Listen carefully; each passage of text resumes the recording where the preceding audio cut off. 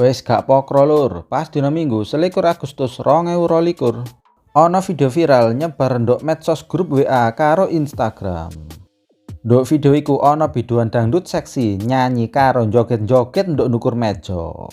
Wong-wong sing ndok kono ya padha melu joget karo ana sing nyawer pisan, tambah gak karu-karuan Lah tambah bobroke nduk kono ketok ana kepasang spanduk tulisan Persatuan Golf Seluruh Indonesia cabang Provinsi Riau. Nduk spanduk liyane malah ana foto Gubernur Riau lan tulisan Golf Turnamen Gubernur Riau Cup. Sampai saiki sik durung ana klarifikasi teko pihak-pihak sing katut.